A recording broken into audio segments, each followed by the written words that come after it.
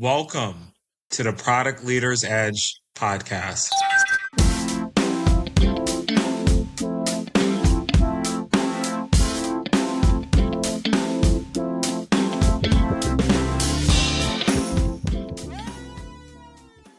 Welcome back to the Product Leaders Edge podcast. I'm your host, KJ Green. I'm a product leader, entrepreneur, and lover of all things technology. Thank you all so much for your participation throughout season 1. We are currently in our Builder series, and I'm so excited because this is actually a bonus episode that you all are getting within the Builder series. And this is actually a bridge episode to our Applied AI Foundations theme that we'll have within season 2. So before we jump in, I just want to give a major shout out to our audience all across the world, across the United States, Europe, and Asia.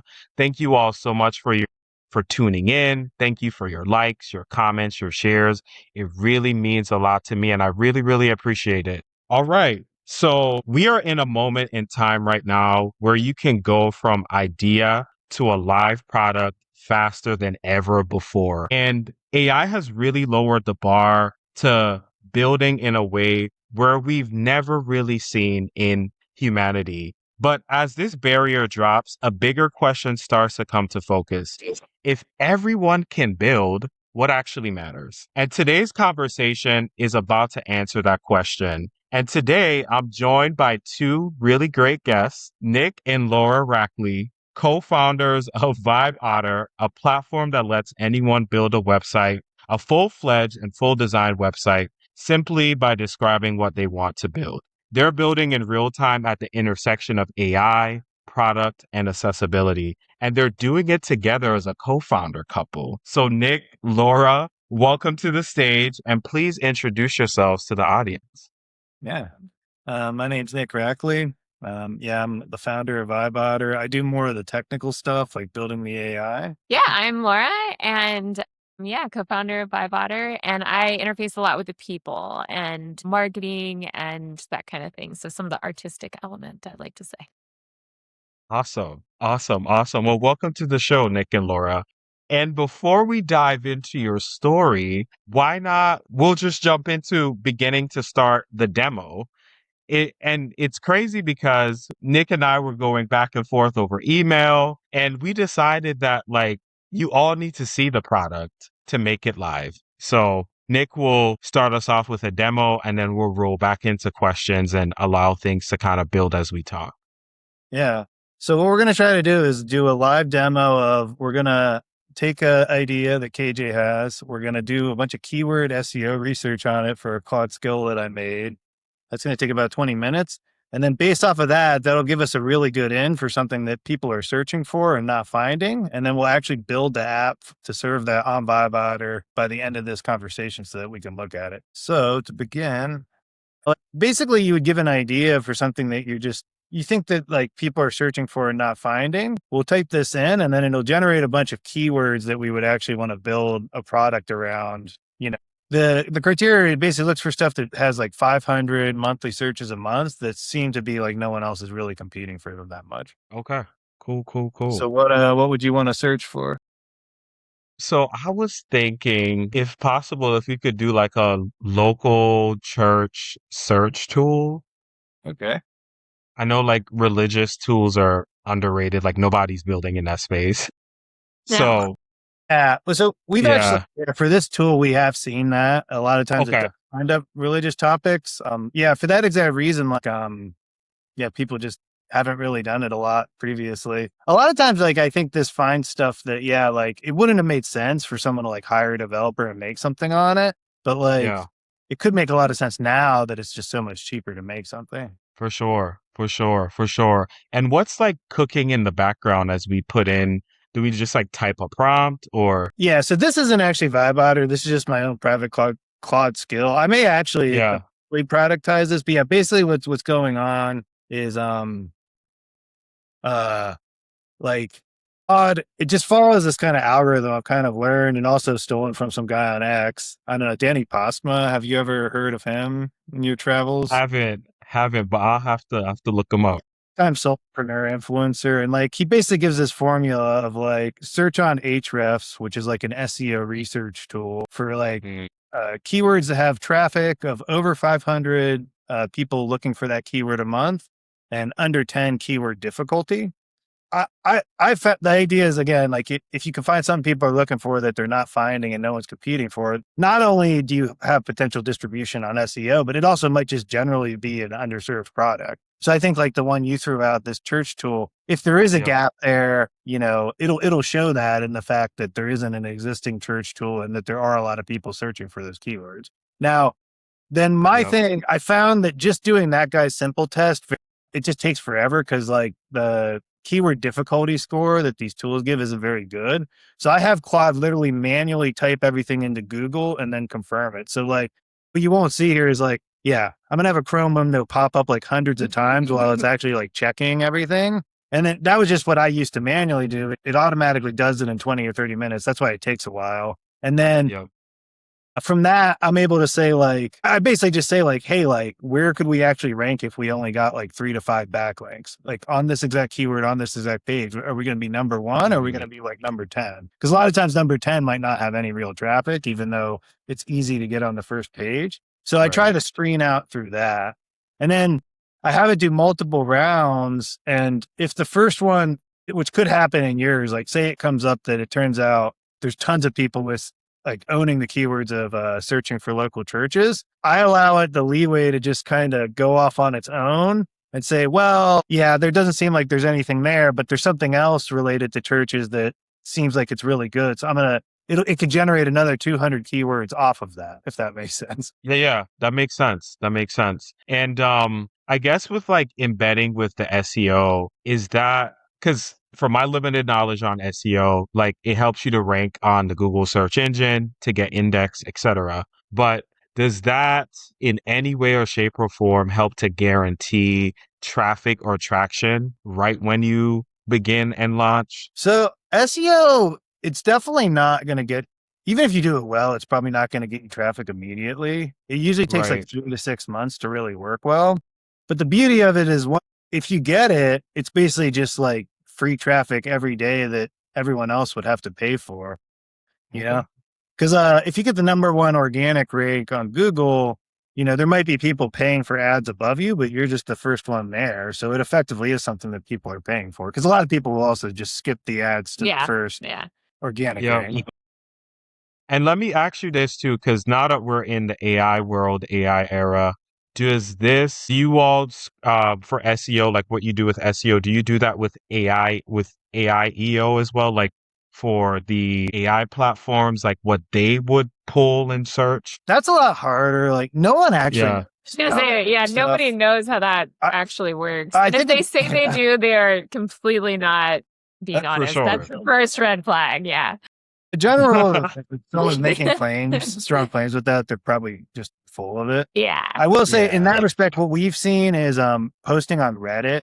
Facebook groups. I have observed that ChatGPT has a direct line to Reddit. So like I've had Reddit posts for a new product that I did that was getting ChatGPT recommendations before it was even indexed on Google. So like within 6 hours. So they clearly have an API direct access to Reddit and they clearly do care about sure. it.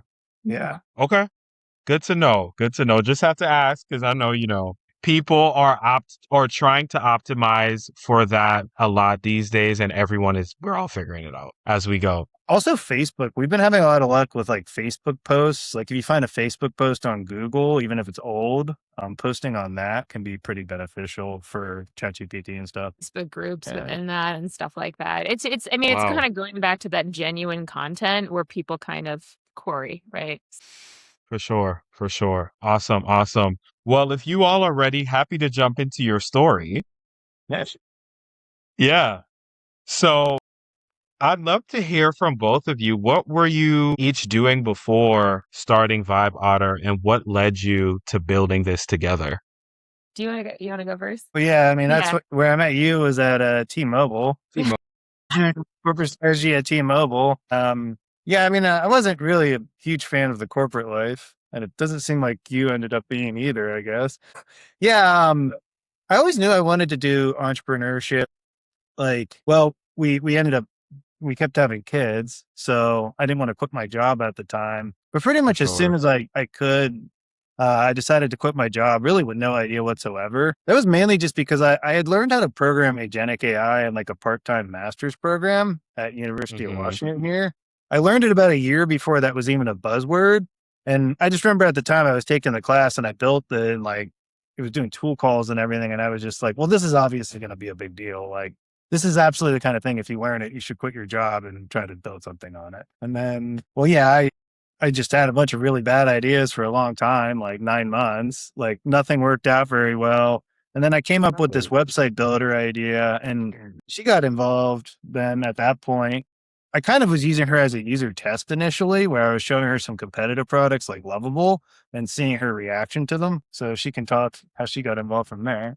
Yeah. So my background is my first degree is in chemical engineering, second is in electrical. I was working at a renewable company that does fuel cells, and I was managing their electrical engineering department. So like I was more on the hardware side of things, like in the kind of that thing, but interacting a lot kind of with what we call INC for that kind of, troubleshooting and viewpoints. Where I started to get involved was interesting. So I had an Instagram called Let's Turn Up the Beats, and I Okay.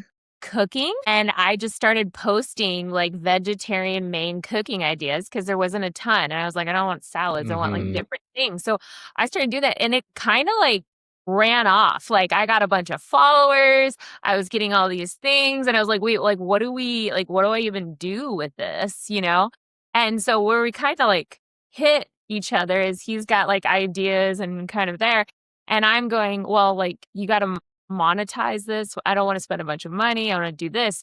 At the same time, he's testing like, hey, try Lovable. What do you think about building a website on there?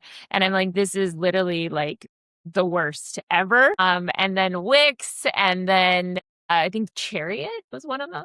Yeah, Like, chair's like a super small thing. yeah, but it was like I visually liked it better, but it would be funny because he'd just be like, well, I'm not going to tell you what to do, but their interface, I was like generally confused. I was like, well, how do I interact with this, And so that's kind of part of that. And then as I was working, we were talking and we're like, well, let's try getting customers or doing those things. So while I was working, I'm calling and getting customers. I went to farmers markets. I did direct sales, got rejected. Grassroots.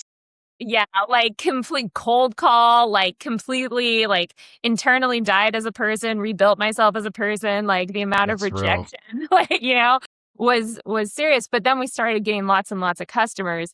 And then it started to become like a real thing. And he obviously had a lot more guts just leaving, a job in that regards, where mine, he'd already essentially had a product that would work. And I was just basically adding bringing in the customers and kind of like taking it, I guess, to the next step or something along those lines. But yeah. And then it's been really fun. Yeah. Very challenging, but very fun. Yeah. Yeah. So you all were entrepreneurs before you were entrepreneurs, He essentially. was.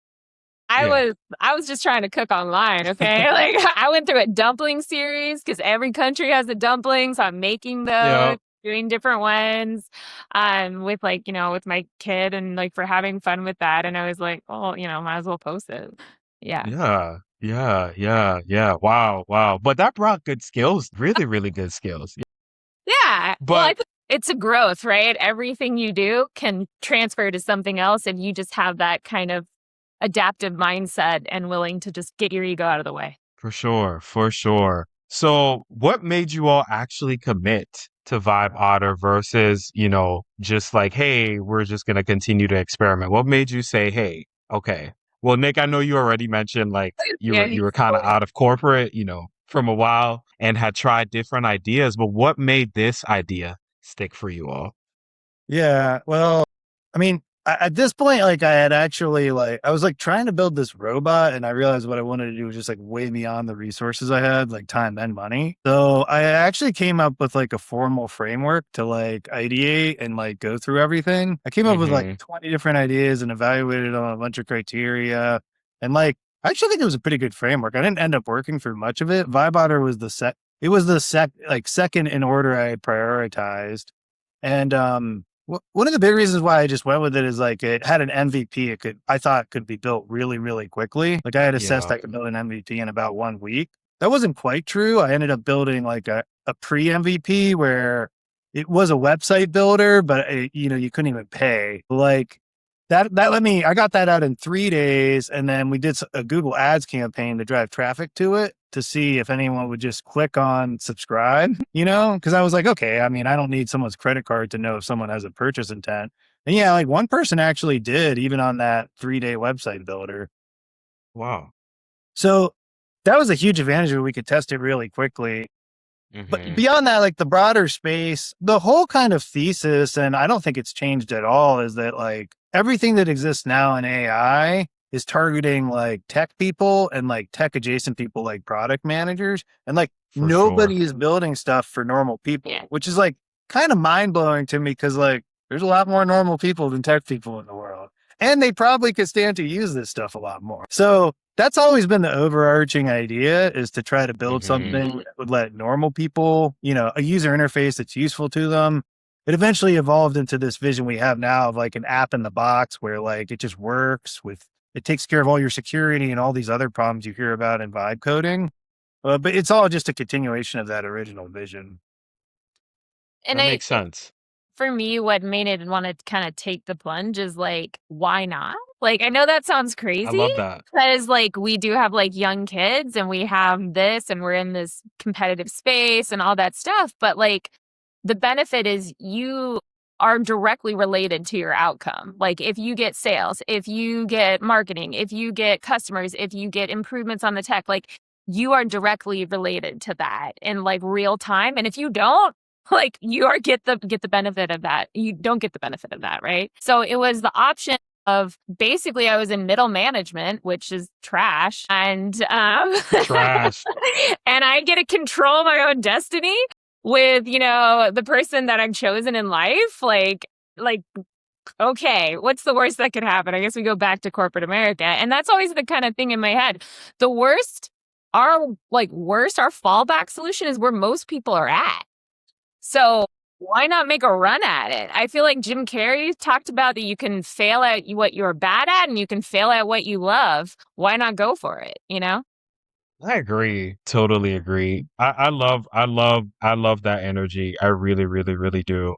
Wow. Wow. So I know the screen share is acting a little crazy, but if you could just talk me through what the first version looked like Yeah. and how was like your ideation process to, get it to just like a workable product that you could put out to customers. I think I figured out screen share for websites. So I don't think I'll be able to show this Claude thing, but I think I will be able to show you the websites I dug up. So let me try it. The Wayback Machine, I don't know if people are familiar with that, but the Wayback Machine is like this website you can go to see like periodic versions of any website on the internet. So I went and looked at what our original MVP looked like. Oh my God, that is it. Yeah. Yeah. So hopefully this shows. Wait, which one's what? Okay. I'm gonna show you our current site. Okay. And you see it? Oh yeah. All It's right. So popping up. do you, Oh, wow. so this Yeah. this was the original site that took like 3 days to make. Okay. It was very basic and most of the stuff didn't even work.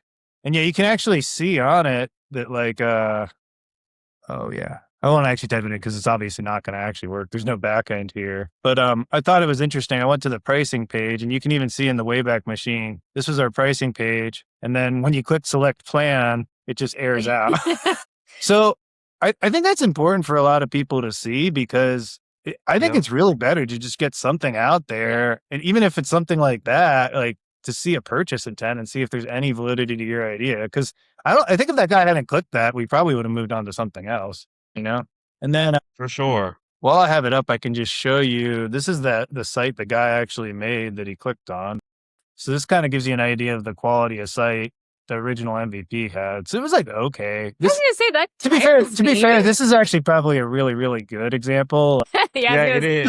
It is. It looks good. This is definitely not the worst I've seen. Yeah. But I mean, I guess it speaks to the try fast thing. And if you drive like 30 people, like a statistically significant sample of people to your site, you know, when your software gets lucky that one time, it's going to catch that. And in hindsight, that like the fact that guy wanted that and most people other didn't want the bad sites that it screwed up, it actually did tell us there was real demand for something that makes an actually good site, you know? Yeah. And we're probably seeing that a lot more now that we were able to build the technology to consistently put out stuff that's better than that one.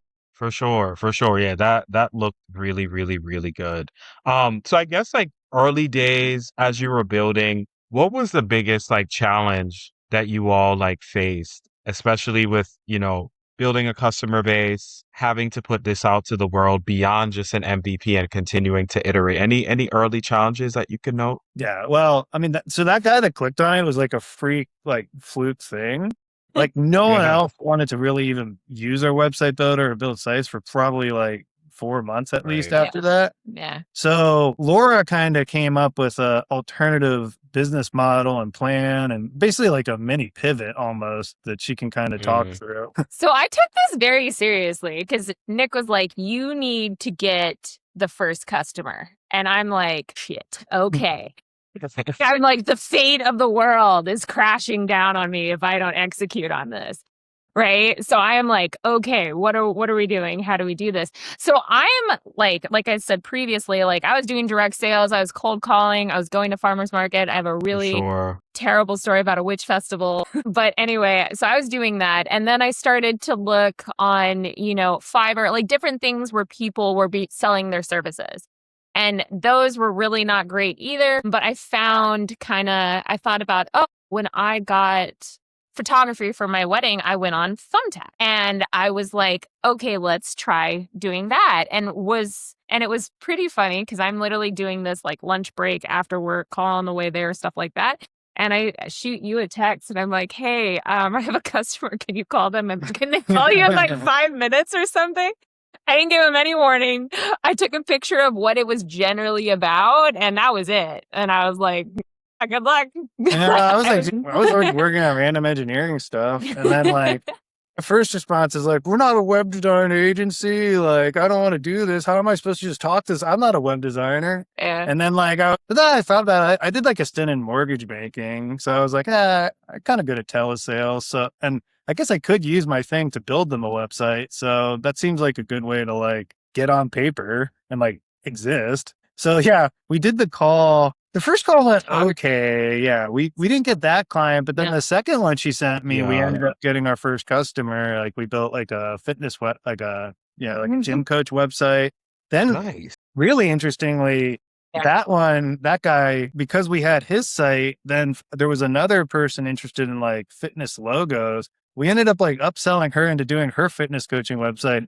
But then she's become like kind of associated with our organization in some way because like she ended up standing her own web design agency herself using Vibe Otter. So she actually does that now in addition to being a fitness coach. It's pretty crazy.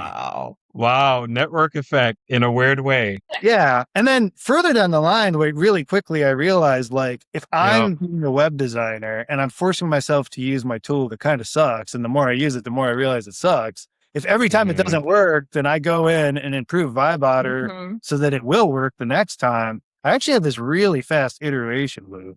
And that's really how we were able to get A, so much better, so much faster, but also B, I think like that's why our sites and apps, I think, are a lot more tailored to like actual small business owners instead of like tech bros, because we have a lot of like asset embedded kind of preferences of our clients, our web design clients in Vibe Otter. For sure. And small businesses, as we know, may not have the expertise or just the funding to kind of spin up a website that quickly or rather at all. But I guess like, how are you all marketing to customers today? What's like your primary funnel for getting them into your ecosystem? So that's a great question. So since we have that 2 offerings, so one, we're definitely trying to scale up with our builder and get kind of your your kind of do-it-yourselfer mentality. And that's a very different target audience than Yeah. somebody that wants nothing to do with anything and just wants someone else to take care of it. And that's more of our web design, our white glove service. And Mhm. so I'd say maybe we were doing direct sales for the beginning portion. And then now we're not doing any direct sales. I don't have to call anyone, don't have to chase anyone down, don't have to do anything along those lines, which is great. And now that we have just indirect coming in. So people are coming in from social media, people are coming in Nice. from word of mouth, people are coming in from like we go to networking events, people are coming in from workshops we've done.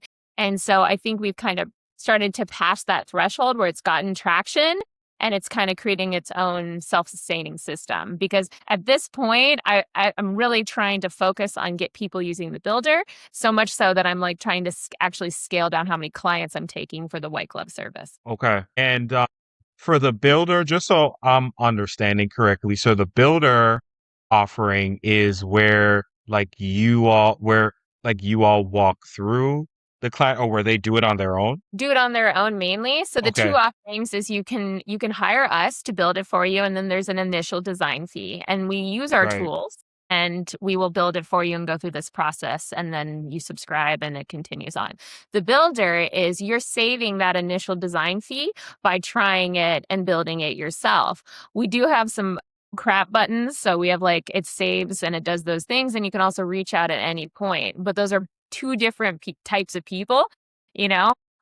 But the intent of our offering is definitely small businesses who don't have, available cash or don't want to invest it in that or don't understand or want to start saving money on subscriptions. That's a Mhm. big deal too. Because you can build full web apps, you don't have to do for a hairstylist, do Vargo, you don't have to do bookings, you don't have to do all these other things. So you're just raking up in costs and subscriptions. You can do that for a flat 34. So that's a completely different offering, if that makes any sense. That makes sense. That makes sense. Well, if you are a small business owner, please check out Vibe Otter to build your website. Wow, I love that. I love that. And then for White Glove, you all just walk them through and you do it. You do the full build. It's a web design agency. Yeah. Yeah. We actually Okay. may continue to do that. We're kind of undecided because we like it. We think Yeah. it's good to stay in touch with what people actually want. And like, Yeah. it seems like it may actually vertically integrate, like just for how much more efficient we are than like Mhm. traditional web designers. There is a world where maybe we actually start hiring people to be web designers For and like make a sure. more For scaled sure. web design agency than could have existed before AI, I think. Well, and Yeah. it's Do you? fun. You learn a lot about different businesses. It's Like, fun. oh my gosh. Like, I mean, I've always been exposed to supply chain operations, things like Yep. that, but looking at like, how do you price out a binder? What are tabs? How does printing work with different things along those lines? All the way to like, someone is putting together something to get them to donate a kidney. So we're like, the range is like all over. I think the prisoner one's pretty funny too. Yeah, that one ended not working. It was like a prison pen pal service. But yeah, like Yeah, the you're range. very often actually one of the first stops of someone talks to when they're starting a business. Like For a lot of sure. times in web design, you end up being like a small business consultant just because like at some point, like if someone hasn't decided on their prices and you're making them the website and they want prices on their website, Yeah. you got to like decide a price. And if they're like, well, I don't know how to decide this. Like, I mean, I did used to work corporate strategy. So I'd be Yeah. like, well, maybe you think about it like this and this. Yeah. Yeah. Perfect outfit. More like upselling R&D. Oh, gosh. Like, that's awesome. Whole thing in R&D, yeah, essentially. Yeah. Okay. So would love to just hear about your dynamic with working together as a couple, co-founder dynamic. How do you all, I mean, you've explained this earlier, but would love to fully get that breakdown on how you like split roles. Yeah, I mean, I don't know if we don't think in roles as Really, much as yeah. it's just kind of what we do. But yeah, I mean, like so, like Yeah. all the engineering and technology stuff I do, incredibly enabled by Claude Code. We love it. Yeah. Shout I out actually to Claude. did that exercise where I estimated how much my own code base would have taken me if I had humans doing it, and it was probably about $3 million. That's what a $200 a month Claude Code subscription is able to do in the right hands. And then I think it's interesting. I think obviously you kind of have to figure out how you work together. I think us being Yeah. already a couple, we kind of see how we've worked together throughout like kids and through all the different facets of For life. sure. So there is a lot of communication and kind of just understanding different perspectives and different things, right? And if somebody's getting traction on something, you don't really argue with that person as much, right? Like, I'm building this amazing feature and it's working really well, and I'm getting customers to it. Well, obviously, like, keep doing it, man. Chug on. Right. And same thing with kind of some of the marketing, but we literally work right next to each other. Like, our desks are next to each other in an office with a window. Like it. Wow. The So, global headquarters. We love it. and I think that's pretty cool because you know how you have like coworker friends and you guys have like these inside jokes and you're like, oh, remember when this person did that, or remember when that happened? Yep. You get to have that with someone you already have like a romantic relationship with, which is really cool because work's like a huge portion of your life. So like For there's never sure. nothing to talk about. And then if you're like on the same kind of thinking about things similarly, it's a lot of fun to kind of volley on, right? So that's always been really cool because I remember I'd tell you like jokes from my work friends. You'd be like, I don't know who that person is. Like, why are you telling me that? And I'm like, oh my God, but it was so funny because of this. And it's like, Yeah, like no context, no connection. Yeah. Yeah. For sure. Yeah, those are the people Yeah. you've chosen to hang out with in your free Yeah. time. Like, might as well really get all the time at that point. Obviously, conflicts come up and you have to like negotiate that. But I mean, I For think sure. coming in it with the best of intentions and kind of open minded on it, like that's going to be half your battle. Yeah. For sure. For sure. Where do you both see things differently when it comes to building? Like, how do you manage like the differing perspectives that you have? Because I know, Nick, you mentioned that you're more on like the build technical side. Laura, you're more of the marketing, customer facing. So how do you all marry those two together with the differences that you bring to your team? Well, Nick's extremely business minded, and I'm extremely like the customer can have whatever they want, despite how much it's going to emotionally and physically cost me. So probably that's where we've had to. Like, he'll be like, "Hey, like that's just so far out of scope, it's not even funny," and I'm like, "But that's their dream. We need to support their dream." So I think that's probably where we've had some conflict and kind of not in a Yeah, negative word, but kind of in a reality check. Like, hey, you are doing your dream, you're doing a business, like kind of like keep focusing. So I think that's there. So I think there's some grounding element for that. I always want to do whatever I can, and sometimes despite myself. And then the grounding element that we are a business and we want to help more people, not just this one person, right? sure, for sure. I'm sure Nick brings in that Yale MBA profitability and We're taking it to state school. We can make it work. awesome, awesome, awesome. Okay, what's something that you all have learned about each other through building? I mean, obviously, having kids and brings in a different perspective, obviously, but now working together, what's something new that you've learned about each other? I don't think I realized how much Laura hates to disappoint people until I saw her interacting with clients. That's probably true. Like she really, really dislikes disappointing people. I think for me, I think with your background in the military and you're like, we're going to do it this way. I'm like, what? Like, I know that's what we're doing in that way. Kind of, which logically makes sense, but sometimes like it's just very foreign to me, right? Like I've worked in corporate America, I've worked in, all different types of jobs. And so that level of precision and structure, I'm kind of like, oh, I'm kind of just like, figuring it out as I go kind of thing. So that I was surprised how much that's integrated into like your approach to things, I think. But Mhm. it's working, keep it going. Yeah, yeah. An example of that is like if like, oh, we need to like submit something to somebody in like 1 hour and we don't know what to do. In the military, my natural reaction is if you're under time pressure, just simplify things as much as possible. Don't introduce anything new. Just Yeah. do the most direct Just get path it to get out. it out. Yeah. Mine was brainstorm. Yeah. We should go back to the drawing board because now it's a different project. So now we have to brainstorm. So obviously those are different. For sure. For sure. Wow. Wow. That's awesome. That's awesome. And jumping back to the product a bit, I wanted to ask a question just like to get a sense of like the AI, the technicalities behind a Vibe Otter, like what goes under the hood. So what is the AI actually like doing when it's like after you like prompt or like you're building the website, like what is it doing? And second question, I guess from an architecture perspective, like, do you utilize any, is it like an AI out of the box, or is it more like a cloud? Are you connected to a greater cloud infrastructure as well? Yeah. Well, I mean, so Claude is what powers Vibe Otter. I'm like a huge Claude Uh, fan. Yeah, at a really high level, any agentic app like us is it's fairly simple to understand at a really high level, like because most people have used ChatGPT or something at this point.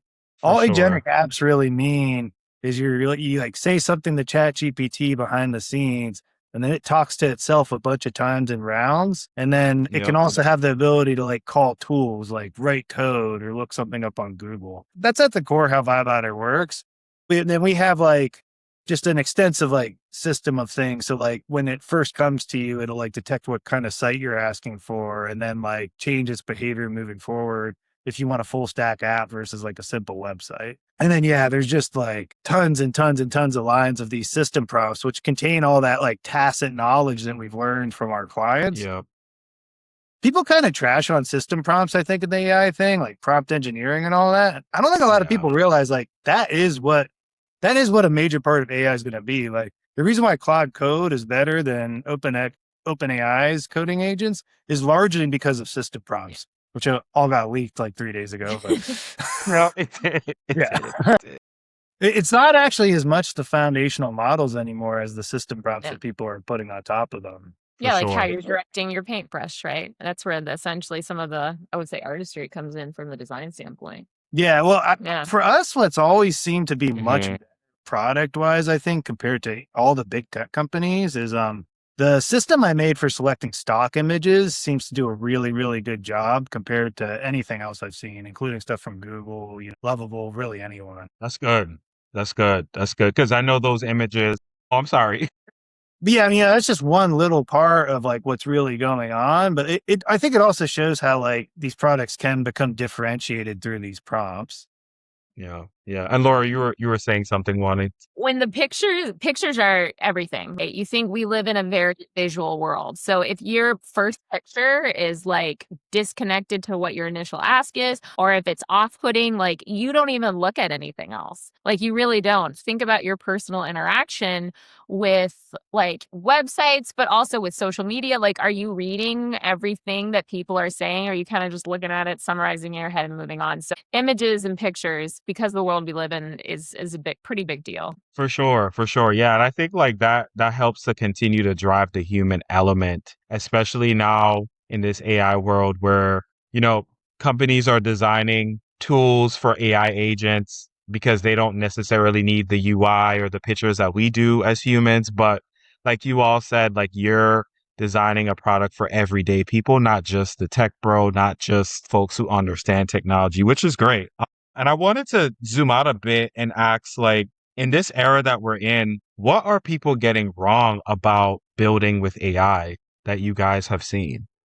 I guess what exactly do you mean by that? Like, just like, Like perception wise, do they think like, I don't know, like people have different perceptions of AI, and do they believe that it will provide the product that they're looking for, or along those lines? Like, do people believe that when they type in a prompt, they use your product, that it will provide exactly what they're looking for? Is there much convincing that you have to do, and demos and such to show them that, hey, this actually works? And it's not like a manual thing that I have to build, but it's a system working to build it for you. yeah, I mean, I think, yeah, there's a lot. Yeah. I think in general, people, yeah, do not trust it or believe it, Hmm. as evidenced by like, yeah, like our product, like, because it's funny, like, we don't actually consider ourselves in competition with other AI builders anyway. We're actually more like trying to go after like WordPress, Squarespace. It's like these like dinosaur website builders. Like, For you sure. really take hundreds of hours to build high quality sites on. Mhm. So it's like, well, like tell people like, no, like you can build a site better than that in 30 minutes yourself. And like people just don't believe that. Yeah, I think there's that, or they're intimidated. I think there's also people there's like kind of two camps, right? There's people that want nothing to do with it, or that are intimidated by it, or it's too much. Or there's people that are like trusting AI with their entire world, right? And it's a tool. So the way I It's a kind of think tool. about it in my mind is like if you had somebody repairing your roof, like AI is a hammer. you still need someone who's kind of done that before, knows your thoughts, and just like yourself, you know your business, you can be your builder and use it as a tool. But at the same time, because it's new tech and you can efficiency and can do that and reduce time and cost and all those things, you also want somebody who's using a hammer to build your roof, right? You don't want someone who's never doing that or anything like that. So I think For sure. being in technology or being around those things, like time and money, are very precious to small businesses. So like that efficiency. But I would definitely say there's like no trust or too much trust. And I think that's where, kind of people can go awry. I think we did an example on social media. Someone was working through prompts for Claude for a Shopify plugin, and then AI took them in a very not great direction. And so you do want to have some, use the proper tools on how it's designed rather than kind of ad lib and mess around with that. Cause sometimes you don't know unintended consequences, right? Agreed. Totally agree with that. And once a user uses Vibe Otter, they get a website live. What work comes after that? And what work would the user or customer underestimate? Do folks think like, hey, I have a website, it's live, I'm just going to go viral today? I was going to say, if you want, we can actually begin building your site, and then maybe we can just show that once it's done. Yeah. So I'll bring this up. So yeah, your keyword search, which I can't show, it moved away from what you had originally asked of like churches near me or anything like that. Probably because people are actually building stuff or have stuff built on that already. For sure. It looks like, the top 6 were Bible verses about love, Bible verses about healing, Bible verses about protection, Bible verses for mothers, prayer for family, Bible verses about worry. The Bible verses about love has a volume of 165,000 people searching for it per month. And it seems like it's like basically uncompetitive. Well, basically what we can do here is we can just kind of describe the app you're going to make. And then we'll also add in like, can you include a blog that targets, we'll just say maybe 3 of these keywords. Does that sound good? Yeah. Sounds great. You want to describe your app? I was thinking about it more. I think for searching for churches, we probably do need an AI app. So this will even show you our flow. We generate like customized API instructions to hook up APIs. And that's my attempt to try to get it to people that don't even want to know what an API is, can possibly do something complex like that. I don't know. What do you want to prompt it? Okay. Gosh, let me think. I'll type out my prompt. You can tell me if you like it. Okay. I'll just say Claude. AI. That way I have an API key I can copy and paste in quick. So can you build me an AI church finder app using Claude? Okay. Yeah. And we could say like that allows, I don't know, who would your target customer be? It would be folks who've just moved to the area who are looking for churches, who've been in the area about like let's say 0 to 6 months, transplants. But yeah, back to your initial question, people do expect that they are going to go viral. And it is pretty much surprising, right?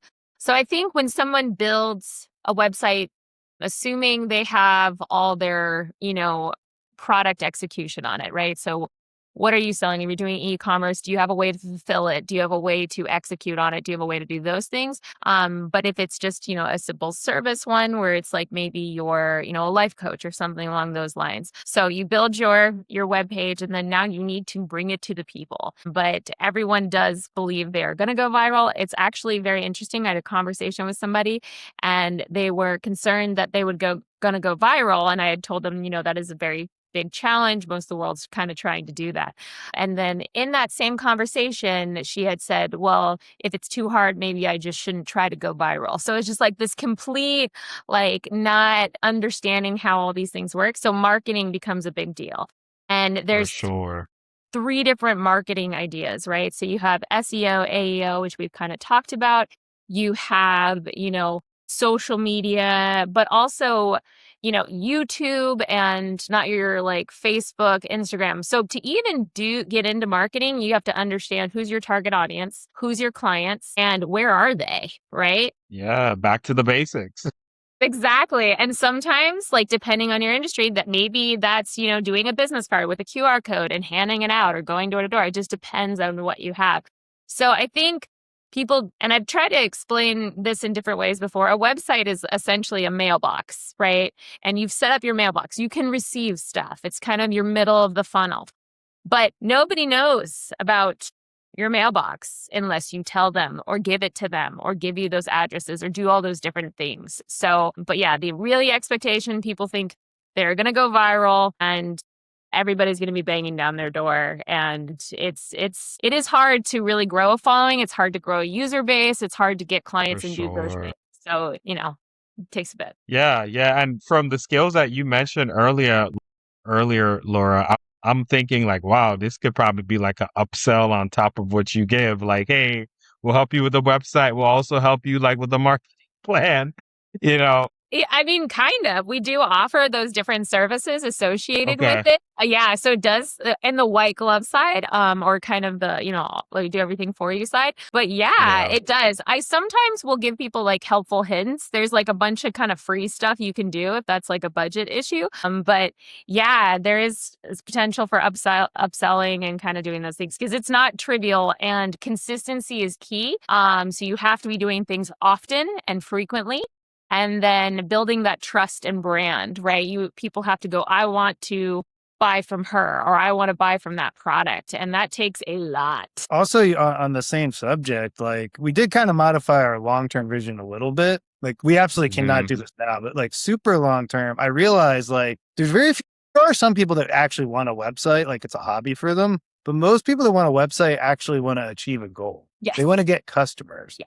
So super for long sure. term, we'd like to figure out a way to like automate this stuff, like this keyword research, social Mhm. media posting, just everything. hmm My ideal like 10-year vision for this company would be like you show Yeah, up and you say how many customers you want us to get you, and then we tell you how much that's going to cost. Yeah. And then we just do everything. We make the app, the website, it just generates everything. It's going to need input from you. Yeah.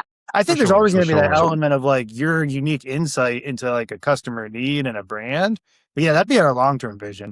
I love that. And I know you mentioned earlier that like you're competing against like the Wix, like those, traditional websites. And I think that's what the angle that you're taking is so differentiated that you're just giving a full service suite that can just like get someone started, get them running, maybe make them viral. We don't know, not guaranteed. But yeah, because that could definitely help a lot of business owners who are just like really struggling to find a following, struggling to like just kind of get things off the ground from a digital perspective. I feel like we all have been around social media for almost 20 years at this point, but we're all still understanding it. And there's some individuals who may not fully get it because they're doing the operational side of their business rather than the marketing side. So, yeah. I call it research now. That's why I'm on social media. But yeah, no, I think that's a fantastic point. And a lot of some of the stuff that ends up happening, especially if this is their first, entrepreneur or first business or something like that, you actually become kind of a little bit of a therapist in some ways too. Like For really going sure. like confidence build, like, hey, you know the voice of your customer, you know that. Like I can help you get there, but you like trust in yourself and do those things. And which is great because that's what social media is going to respond to is that genuine, like, oh crap, I fell 3 times and I struggled through that. People want to hear about it. They want to hear founder stories. They want to talk. They want to understand. Yeah. Build in public. Build in public. Exactly. Thank you for tuning in to the Product Leaders Edge podcast. And I hope you all have been enjoying the episode thus far with Nick and Laura. Honestly, this has been I'm tied. I was gonna say it's been my favorite episode, but it's been one of the episodes that I favored most. Let's say that. And just the lessons learned from Nick and Laura, how they really betted on themselves to leave corporate. And yeah, I've just learned so much from them as well. And I hope you all have taken in a lot of the lessons learned. But In this second segment, we'll continue the experiment that we started in this first half of the episode. Also, Nick and Laura will ask questions of me. So you'll get to hear just a little bit more from me as they turn the tables and ask questions of me. And yeah, if you guys are looking for a little bit more deep dives on this episode, in the show notes, I've included the Medium article that gives just a further deep dive of the episode. But I would also encourage you to subscribe to the newsletter where you can also get a deep dive of this episode as well as sneak peeks for future episodes. The newsletter is insidesolostar.substack.com. That's insidesolostar.substack.com. That will be in the linked in the show notes as well. But we are moving into the second half of the episode. Hope you guys have enjoyed the first half thus far. And yeah, let's jump in. Okay, so we're gonna jump quickly to the game. It's called Build or Scrap. So I'll list out just a product, an idea, and you all tell me like whether it's a build or something that should be scrapped. And you So can't see it. so an AI resume build. Yeah, I'm definitely scrap on that Yeah. because it seems like Yeah, me ChatGPT and too. everything's Yeah. gonna be able to do that. Yeah. Yeah.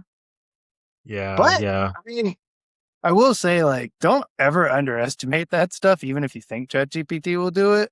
Just because in the end of the day, there's a certain percentage of people in the world that like want something that literally says AI resume builder, you know? They just want the knowledge of someone made someone just for that issue, and it's not something AI tool. Oh, that's fair. Yeah, that's a good point. They Sure. want But that. I specific- would not do that. I would recommend. No, no, that. no, probably not. I wish I could. I've seen some resumes that I would recommend they use an AI builder. I'm like, what is this? What's going on? Why is it 12 pages long?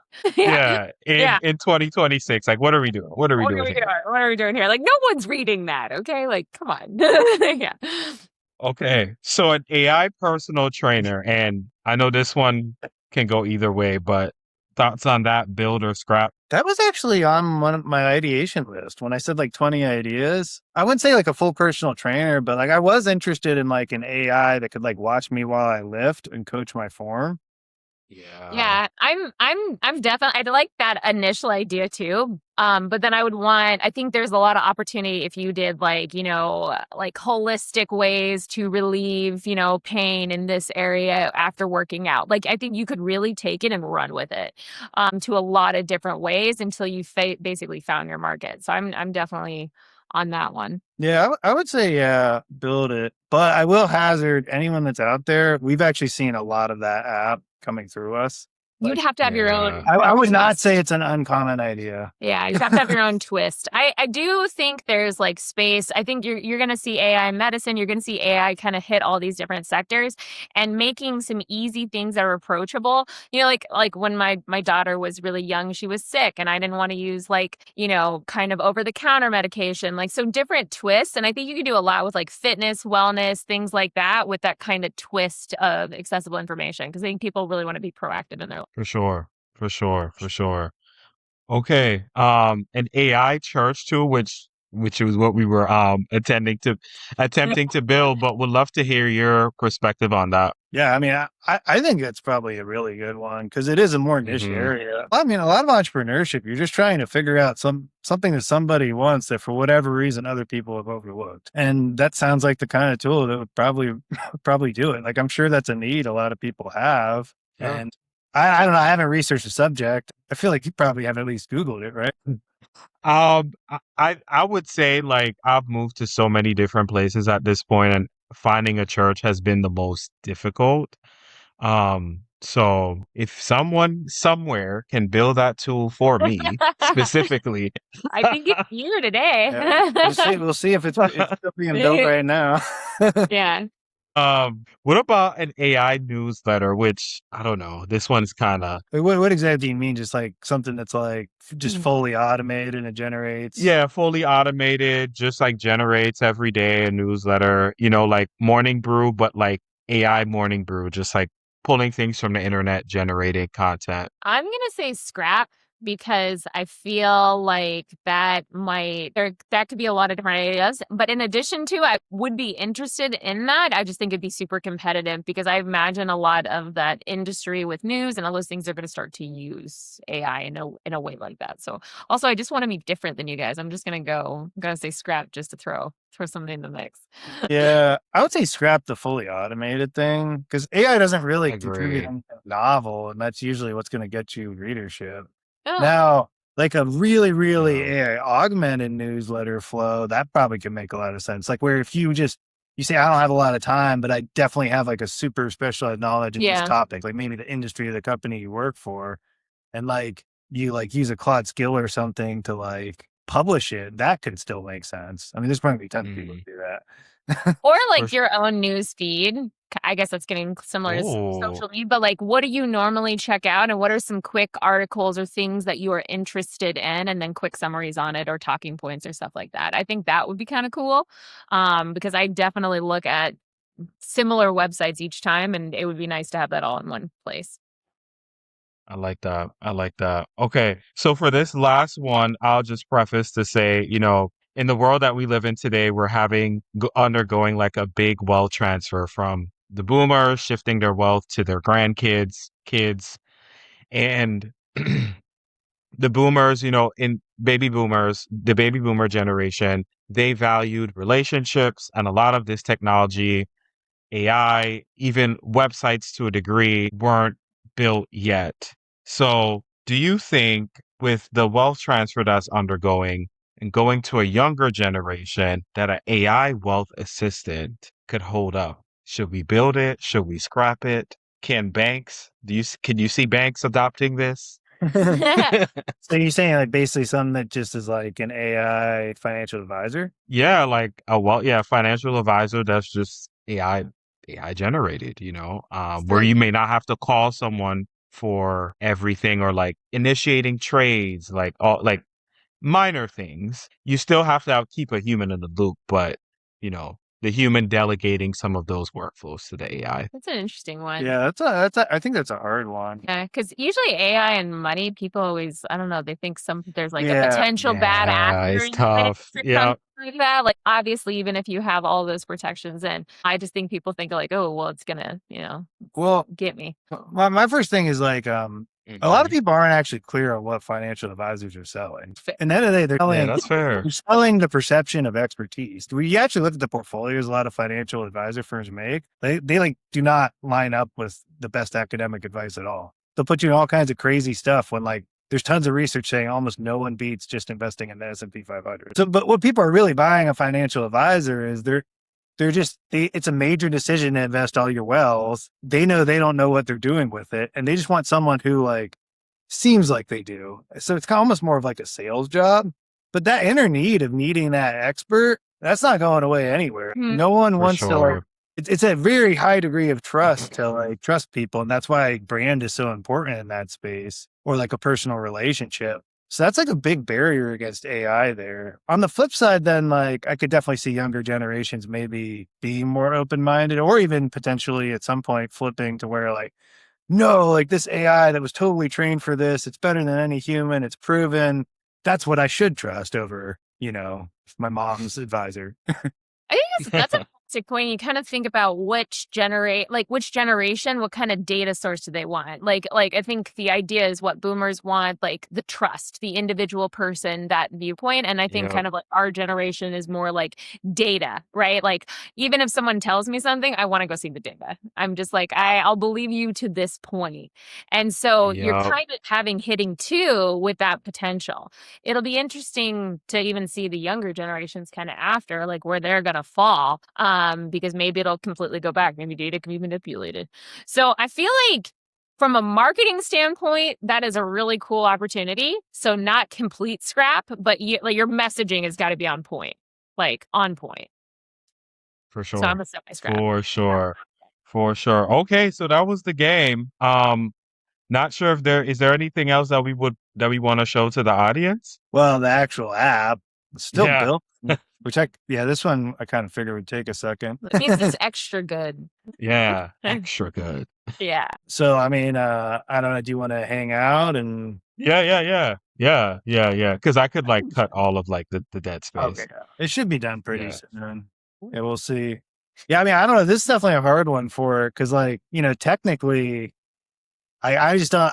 I don't even know how I would design like like a national search app for like linking up somebody with their church, But we do have Yeah. it where it walks you through setting up like AI, like Claude or OpenAI as an API. So given Hmm. that, I would actually think it probably could rip something up just using the Claude API. And so, how much do you Nice. think an app like this would cost to code? We don't know what it is, so. Well, just even like, I mean, but you could I mean, initially like, imagine a yeah. proposal. Well, the one, I mean, You have the scope, right? to do it right, Yeah. like it's definitely a harder app just because like it's both national, but you need data on a local level and personalized level. Like that's You really do. not trivial. Yeah, and I think like there's a sorting of this too, like by religion, by denomination, That's and a- even within like denomination, there's subcategories. So yeah, it's a little tough. I mean, I think your intuition actually that it's a good Yeah,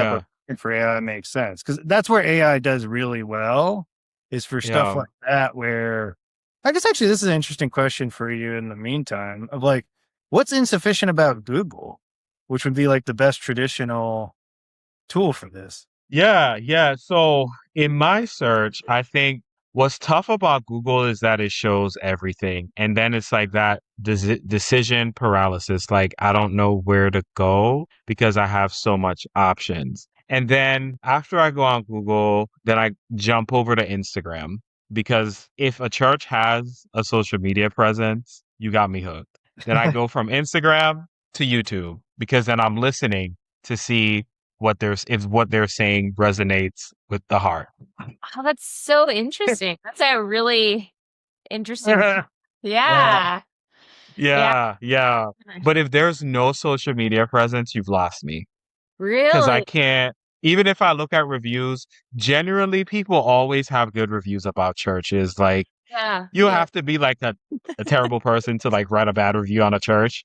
Um, so generally those are good. So they're not as believable, but like if there's nothing That makes sense. on socials, I can't go.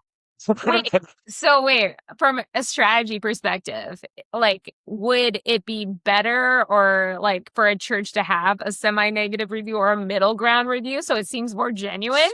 You know what I mean? Like, not a 5-star, maybe throw in a 3 because you're like, wow, okay, like this is a real place versus all these kind of 5-star kind of everything the world is great. Yeah, I would say so. Cause then I want to look further. At least I would look further Yeah. at that point. Cause I'm like, ooh, Ooh, what somebody happened? didn't give them a full comment. What happened? Let me Yeah, I'm intrigued. let's Like, go through their no. Instagram. Let's see what they're talking about. Yeah. And then yeah. But if there's no follow on like an Instagram page or YouTube, Mm. I can't do it. Interesting. Yeah, it is Yeah, that's interesting. super interesting. 'Cause, I Yeah. mean, what I'm hearing from you is like your app needs to be more than we thought it was because it needs to like conveniently Yeah. serve all those other channels or even recommend it to someone who maybe hasn't thought to do that. Because, yeah, it sounds like your core kind of issue makes a lot of sense. Like, if every review is super inflated, then the normal digital techniques aren't useful. Which I think we're seeing that more and more in general. Like everyone expects everyone to have all 5-star reviews. Everything seems like, and you just don't really believe it anymore because you're like, No. how can one thing do all this stuff and make fries and milk, like, and all this stuff? Like, so that's interesting. Maybe the new movement isn't, 5-star reviews. Maybe it's how many 3-star reviews do you have? Yeah. Or like if you could hit us in the middle, like a 4.5, like we Oh, know yeah. you get it right. You're Yeah. above average. Yeah. You're just like everyone else. You're doing great. But it's everyone has bad days. Yeah. Yeah. But yeah, I That's guess like that's just the nature of the beast with these days, I think the expectations that we have for technology, the expectations that we put on services is so much higher. Like imagine in the 90s, like I wouldn't even be thinking about you having a YouTube channel because YouTube didn't exist. I would just care about like what you're telling me when I'm in person to my heart rather than like having to have that up front before I even go. Yeah. Yeah. That is a really good point. I haven't thought about that. for like, More exposure and actually ironically, for less being a trust. small business, but yeah, just how like Yeah. for like a small church, like there's just so much more stuff you have to do if you actually do care about being competitive. Well, because I would think that you wouldn't want someone who has a social media because they're focused mainly on their church and church goers. But like, I'm exactly wrong in that regard because maybe they're trying to hit a bigger audience and you're getting kind of a flavor and kind of a feeling on what they're saying and doing. Ah. Yeah. It sells, social sells, because you could just go through and just like get a sense, like, okay, qualitatively, what are they saying? Like, how do people look in the photos? Are they happy? Like, let's go back. And I think a lot of people these days too for churches, this is like real nuance, but people are comparing like what they see and what they hear from churches, what they were saying before COVID and what they're saying now. Because that before COVID, after COVID effect is like, okay, churches were thriving, booming, like lots of social vibes. Post COVID, like attendance went down, hybrid formats, like not as much like in-person things, budgets shifted. So yeah. That might just be me, but and No, people in my general circle, but that's what I look for too. Like what did you look like before and after COVID?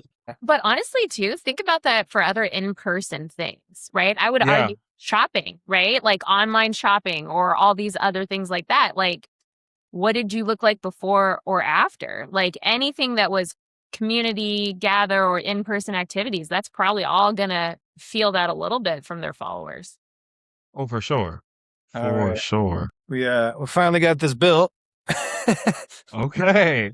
Woo! Let's see it. All right. So because you asked for an AI app, or I asked it for you. So yeah, like normally like asking normal people to integrate APIs sounds kind of crazy. So what we do is it gives you these step-by-step custom instructions for whatever API you decided. Because like ultimately, like if you're not familiar with the API space, it's literally like, there's probably hundreds of thousands of these things and they're all different and they all change all the time. So we actually generate it on the spot for you with AI. So that way it reasonably will work for you. Nice. So, I'm not going to go through all these directions. This is what you would set up.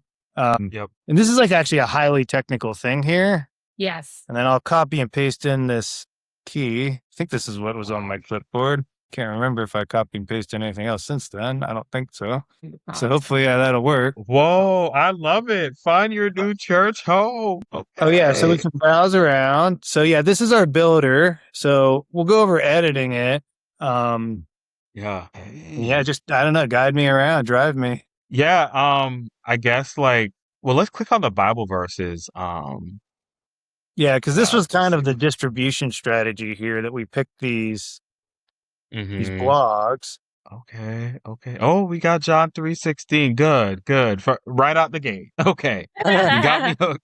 Okay, nice. So this being Um, a page you're trying to SEO, so you'd get some backlinks to it and then try to rank for that Bible verses about love. And those right. 165,000 people that search for that every month on Google, if you can get up to the third or fourth spot, that's probably good for like 10,000 people a month coming to this page. For sure. So For sure. basically like once you, to start, you wouldn't really want a call to action at all with it. But like once you have a bunch of people coming, that's where you can add a call to action. It's like, hey, are you or a friend looking for a local church? Mhm. Click here to how it works or whatever.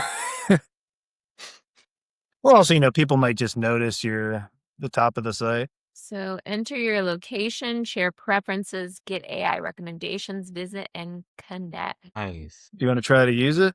Yeah. Let's use it. Let's use it. Okay. We can put in New York, where I live. Oh, I didn't know you were in New York City. Yeah. Any preference? I think this drop down should open. Yeah, there's definitely a lag. Yeah, Oh, this there is it so goes. laggy. Yeah. Yeah, no worries. We could leave it as any denomination. I don't even know what server style it came up with, so we can see what the drop down options are. And also take into account that was just from this one prompt, right? So like you can personalize it, customize it, do all these things. And I always like to see what it comes up with. for Yeah. 'cause- sure. Okay. Oh, well, that's cool. Do you see the drop downs? No, I think it's still like lagging. Okay. Okay. I'll just read them out to you. There's Yeah, yeah. so it's like the service style. It says contemporary, modern, traditional, classic, mixed, blended, liturgical, or charismatic / spirit led. Do any of those call out Oh, to you? And I'm judging we your could do. We could. I know, right? I know, right? I'm like, let me think about this. We could do contemporary. Okay. All right. That's a I can't judge that one. That was a good answer. Do you think that was a good list? What, contemporary or Uh, the list? like selection of the different Oh styles. yeah. Oh yeah. Oh yeah. Yeah. Yeah. Yeah. Because one that stood out was the liturgical, which is like kind of like quote unquote like the older style churches, which people still Okay. go for. I'm glad that it highlighted that because that often gets buried on Google. Oh, good to know. Wow. Hey. Any special family and ministry needs? Or do you want to just do the Um, standard search? yeah, we could look at the standard church, see what they got for us. So I imagine this is going to make us on board. I bet I did. I bet I copy and pasted that prompt into the API. Let me go and put the actual API in. Yeah, So building like in we have real all these time. dashboards and stuff to try to make it easy. Oh, this one's so cool. So it actually Oh. shows you how it works. Yeah. So if you actually had to Yeah. build this app, this explains to you in plain English what all the logic of your code does. Oh, nice. Right? Yeah. That's awesome. Man, I don't even remember my own dashboard where I go for APIs. Maybe I'll just ask it to do it again. I usually just type it into the chat. You know more about this part. I'm always just like, put it in the chat. Put it in the chat. Yeah, Drop it in the chat. Dump it in the chat. Yeah, that key I pasted in was suspiciously long. Yeah, that was why I was kinda like, I bet it's the prompt because it's like across the screen. But the API instructions are like so far I've Yeah. integrated a lot of APIs, and I think I've only got stumped with one of them one time, which is kind of crazy. Yeah. To Nick's point, there's hundreds and thousands of them, and they change constantly. So the directions I found were fairly easy, and I've incorporated a chatbot, I've incorporated emails, I've incorporated text messages to phones. I made a CRM kind of for us, and like put together all these things, generates reports for me, does all these fun things so I can kind of focus a little bit better. And I had to integrate multiple APIs or these things, and it was pretty easy to do. Yeah. Nice. All right, yeah. So it brought the key input back up, and now I'm having trouble getting my key. Yeah. Building So in like real time. it is really My computer's just like your lagging out hard. yeah, your computer's like, I'm tired. Oh yeah, that's lagging pretty Yeah, bad. this computer's dang near frozen up. Here, maybe I will. Yeah, maybe I'll just Stop sharing and do that. Yeah, that's what Yeah. I'm thinking. If I stop sharing quick Yeah, because it's and just pretty get Yeah, the slow. Here, I'm just gonna turn off our video real quick to try to get this. Yeah, for sure. Close some of these random windows. Oh yeah, you have a lot of stuff open. Yeah, I really need a bigger laptop. So can we ask you questions Yeah. Out of camera on. without our camera? And Yeah. so, I mean, what got you interested, essentially starting your podcast journey and all those kind of things? And what has been the most shocking thing that you've learned in the process? Oh, good question. So I started this journey in podcasting. I've always wanted to enter into content creation in some way, some form. And I Mhm. thought it had to be like a hobby. Like, oh, I need to show like my archery or like maybe post clips of me golfing. Okay. And I love that stuff. Like it's passion based, but I'm like, why not just like talk about the things I do every day and areas that I'm passionate about, like tech, product leadership. Obviously, AI is blowing up the world, cloud, all these things. And Mhm. as a kid, I always wanted to have a talk show too. As a kid, like Oh as my a God, I love as that. I feel like our son loves to talk. I feel like maybe you could yeah, for him. yeah. So I funny. just Yeah. always. And I'm like, man, like I just want to do that in some kind of capacity. I started just posting on LinkedIn late 2024. I Yeah, had a lot of drafts of things that came in my head, and I'm just like, I'm gonna just post. I just posted it on LinkedIn. do it. Do And it. like that kind of got me from like written and consistency. And I did that for like over a year. And Okay. while doing that in the background, that's when I started like recording with folks. And I'm like, I actually like this. I actually really, really do enjoy this. I enjoy talking to people, learning their stories. And then here we are, and I was actually supposed to launch, the podcast was supposed to launch last year, July 2025. I was going to launch it on my birthday, do a whole viral, try to go viral moment. Um, They're but really, then, don't worry. but then I was like, I'll launch it at the top of the year where I have a better sense of like direction and where I want to go. Because in the beginning, a lot of people were saying, hey, maybe you should just like interview executives. And I'm like, I don't want to do that. Like, I want to interview folks who are in the trenches. I don't want all corporate speak. Yes, there's still room for those folks if they choose to come on. But like seeing how like we're working through this website in real time, working through the tech, talking about the reasons why you all left corporate, like that stuff fuels me. Mhm. Yeah. And it fuels the audience as well because it's authentic stories and perspectives. So yeah, that's my spiel. No, I'm like a massive consumer of like, I don't know, just everything in your whole kind of like target industry of like Yep. entrepreneurship content. And I think you're like hitting the nail on the head on like a glaring gap that I've like always wished So someone 0 to closed. 1. Not even Yeah. 0 to 1. 0 to Like, 1. no, it's like the like -5 to 0.1. That just doesn't like really, For it real. doesn't exist. It almost doesn't exist at That all. is that's fair. And but yet Or that's the nobody most wants to important talk thing. about it. Nobody No, wants to talk about That's it. the most important thing because it's like if you're just a normal person living normal life, but you have these giant dreams, like there's literally no content on how you go from like working your normal Yeah. job to like Mhm. pursuing your dreams. It always starts where it's like some of the earliest good stuff I can find is like Brian Chesky with Airbnb.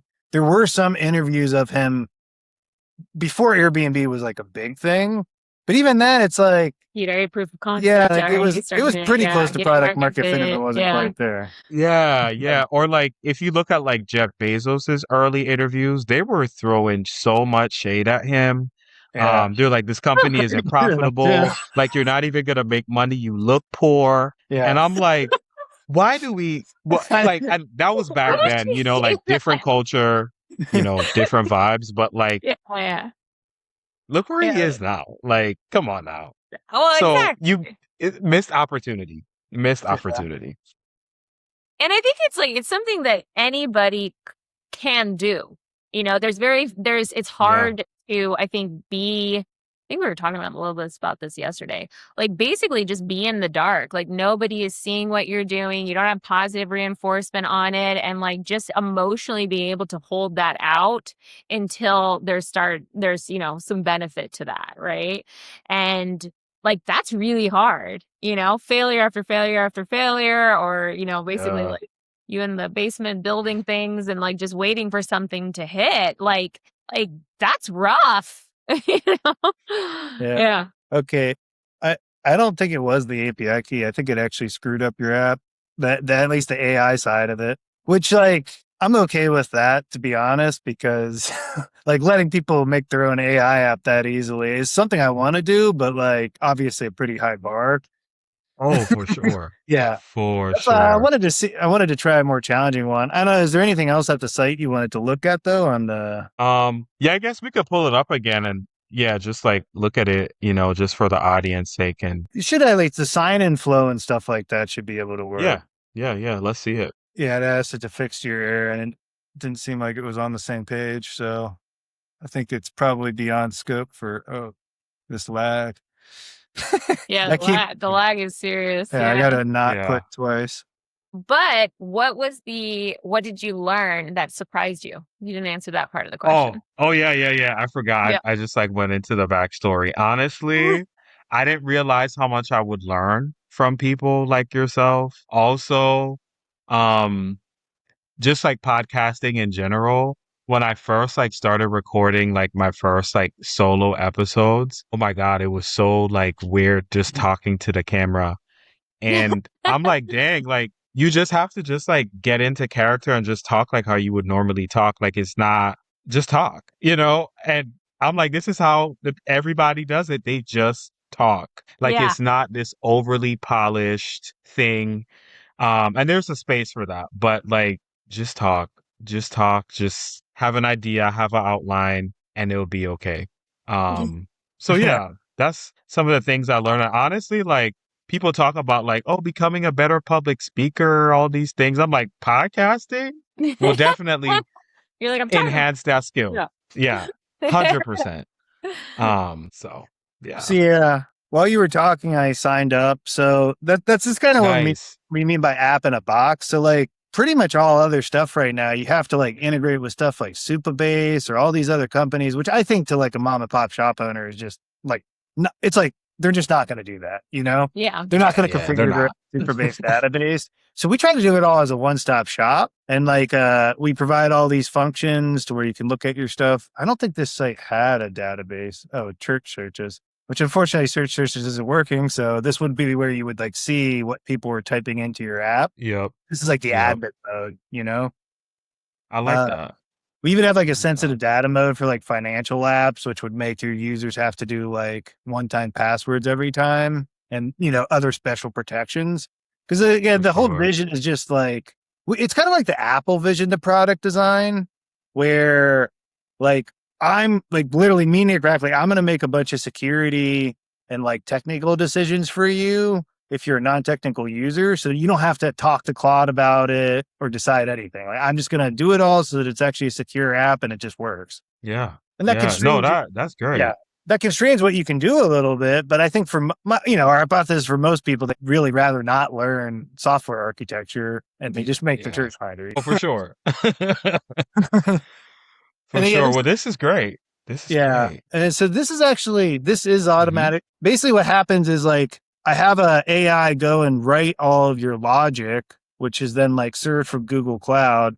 And then I have another Yeah. one come through and describe to you in plain English what your code actually says. So this is how it would actually work. And you mentioned Google Cloud. Like, is the backend on this ran on Google Cloud? Is that where you Yeah. were? Vibe Otter is pretty much just all built on Google Cloud. So we use Okay. Google Cloud servers and also some services. Okay. Okay, so this is what you get back. Yeah, this is Yeah. describing what the output that's actually built would be. I think what's happening right now is I think it's using an old Claude API endpoint. Yeah. And yeah, actually it's a important point that we didn't talk about is like AI is super enabling to people for building new apps and everything. One thing that never gets talked about is cloud itself. Right. Yeah, you know, like 15 years ago, well, this would be complete nonsense even if AI existed, because like I wouldn't be able to like stand up a server for you easily, you know? Yeah. No compute, no storage, no Yeah. networking. And I think a lot of people these days, like I went to this event the other day in the city and someone was making the argument like, hey, like AI era versus cloud era. And like, oh, in the cloud era, we didn't have this, blah, blah, blah. But I'm like, I think we need to zoom out and realize that like the cloud paved the way for the AI that we're using yeah. today.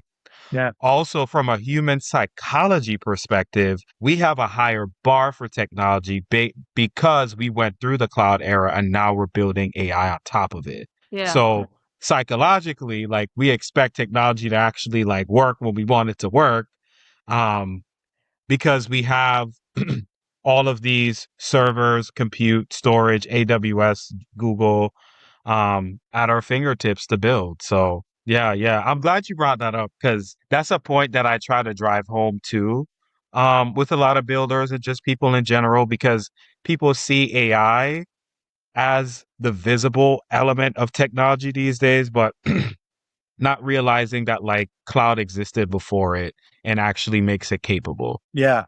It's a big deal. Or we'd have servers in our basement. Yeah. For real? Wow. Really? What I was showing here is another Yeah. feature that makes us pretty unique is we have this touch-up feature, which actually just brings up the old-fashioned drag and drop editor for like WordPress and everybody. this is what we realized from doing client sites. There's certain things like maybe if you don't want AI in your church finder here, like you could chat with our AI to remove it, which is really inefficient. Yeah. Sometimes it's just easier to delete stuff the old fashioned way. Just do it on your No. own. Yeah. So we're a hybrid builder in that sense. And I don't think really anyone else is doing that right now. It's really No, I nice. like that. Like, oh my gosh, Oh, yeah, pictures, yeah. swapping out pictures, putting new pictures in, stuff like that. Because if you drop, we can hold about 30 images in our chat. But if Yeah. you just like, you're like, I want that picture to go right there, right there, and you keep trying to do that and you can't quite get it, you can just swap them out. This have, Nice. I can't remember if this had a photo or Nice. not. I like that because I know some website builders, like it's hard to like get things right where you want it. But this looks really intuitive, which is nice. Yeah, I mean, I don't know. Is there anything else you wanted to see? No, that's good. That was a really, really good walkthrough. I appreciate it. And we were building this in real time with all the glitches, whatever. Like that's Yeah. a part of the building process. Yeah. Oh, yeah. No, that's why I think your space is so cool. That's why I got really excited when you sent like the kind of stuff you wanted to talk about, because I was like, I Yeah. feel like you're like asking the right questions. That I wish like there was a show asking questions like this more. For sure, for sure. Well, here it is. Here it is. Well, where can the audience find you? Where can the people find you? So vibeotter.com, that's our Yep. website. I would definitely say if you've been sitting on an idea that you want to make, just go and type it in. It's really that easy. We literally picked like one of the hardest things we could here. For Yeah. most sites, like if you just want like a simple lead capture form, that's like pretty much a solved problem. It'll make a really nice design and the form will just work. Yeah. I think the CRM I made, which had a lot of integrations, the entire thing took me an Did she- hour? Did she tell you that she hooked up Twilio? Yeah, Yeah. no, on her own, she made a CRM that it had an AI chatbot. So it was an example where the Claude API worked, unlike this Yeah. one. And then what really shocked me is she hooked up Twilio where it sent her text messages. Yep. And That's so cool. that was probably one of my first times I had like the moment I think a lot of software engineers have, because a lot of software engineers are like, oh my God, I learned all these skills and like they're all devalued and useless. And that one, I wasn't really like that, but I was like, I just remember this project where it took me like days to implement the Twilio API, because a lot of APIs aren't documented well. So like they don't behave the way you Right. should. So you kind of just test them and do it. And Twilio is famous for being good. Like that was a good one. And I just remember like it took me like days and she like did it 15 minutes. with no knowledge. And for 15 minutes, I was just like, what the fuck did I just build? And I of course have no idea how difficult that is. I'm just like, hey, look, I got it to go to my phone. Yeah, just tinkering around. Yeah, just Yeah, really tinkering around. So I was like, oh, this is really cool. He's like, what? that's so Yeah. dope. That's But I so mean, dope. yeah, CRM and literally the whole thing, I think in total time, like an hour maybe. And yeah, if anyone sees it and tries something crazy and it's not working, like they get an error and they don't know what to do, they can reach out to me personally. Yeah. At vibeotter.com. We're definitely at a stage where like I really like hearing about problems and helping people through them, especially with this more cutting edge stuff, because like it's Yeah. not fully figured out, and that's how you actually get it to where it will work. For sure. For sure. For sure. So what do you guys have on your roadmap for the next few months or for 2026? What can the audience expect coming out of the pipeline from y'all? More workshops, more build in publics, I would say. Mhm. Probably like, I think really from a marketing standpoint, we're really going to try and nail our messaging for people to use the builder and things like Yeah. that. Definitely more like normal people in that regard. That's I think that's my immediate intent. And so whatever that may look like to support. So whether that's, networking, pitch competitions, or, social media and whatever that message would be, I think that's my major focus right now. Yeah. Yeah. And technology side, we're like way ahead of where I thought we would be. Like this whole That's full stack app builder thing, like 6 months ago, I literally said, I don't even Yep. want to go there. It's going to take Mhm. way too long. I can't do it Mhm. by myself. Yep. And then, yeah, I mean, the Claude models that helped me program got a little bit better. and it's just like accelerated things so much that like I pretty much have like worked through my whole roadmap that would have been like a 2-year roadmap if you asked me like 4 months ago. Yo, that's so So yeah, I exciting. actually am getting to play. It's been like such a crazy experience how much it accelerated me that I am kind of like, maybe like we aren't actually dreaming big enough, and like we should actually go be more aggressive. Like I like that. if you accomplish something that you thought was impossible in 1 month, like the takeaway I think actually is like maybe you aren't thinking big enough. Yeah, yeah. I mean, and along those lines, do you all are you considering like going like the VC route to kind of scale more, or We're is that a definitely avoiding that. If okay? that's Early not money is possible. expensive money. Yeah, we sold It our is. Yeah. we had a rental house in New Haven that we sold, and that's like Yeah, effectively our like pre-seed funding ourselves. Hmm. that's good. That's good. That's good. Where you And own everything and no clause. yeah, and then I'm hoping. I mean, the economics of like the DIY builder aren't totally clear. Like, I don't know how many people build a website and then stay on yet. We just haven't had enough time to observe it. But I think it's going to be where it might be bootstrappable and self-funded. Really, like, I mean, you sound like you're probably a student of a lot of startups and everything being in the space. Like, one thing that I was, because I listened to like, founder stories from like WordPress Mhm. and Squarespace and Base 44, pretty much like every competitor. Something about this industry actually has always had a pretty strong ability for people to bootstrap extraordinarily long amounts of time. Like Squarespace was bootstrapped for like 3 years or something like that. For sure. Yeah. This Base 44 guy, I don't know if you heard about him. He was like a competitor to us. He sold his company to Wix for $80 million after like 6 months, and he only had 6 employees. Wow. Yeah. So yeah, we're hoping to avoid the VC game, I agree. if at all, if not at least for a very long time. That's what I've always been told by everybody is like never get involved with VCs if you can avoid it. For sure. Sure. For well, Nick and Laura, thank you all so much for this great episode. I mean, like, we had such a great time together. I learned so much. You guys shared so much, and the audience will definitely benefit. I have benefited in so many ways, and I definitely wish you all the best as you continue to build. I will be continuing to follow you all on socials and see how things go. But thank you all so much for joining me on the Product Leaders Edge podcast. This episode will be a part of our Builder series as a special signature episode. Thank you all, and see you in the next episode. Yeah. Thanks for having us. Thanks for having us. Thank you for listening to the Product Leaders Edge podcast. If this episode gave you a new way to think about product leadership, share it with someone else who's building in the tech space today.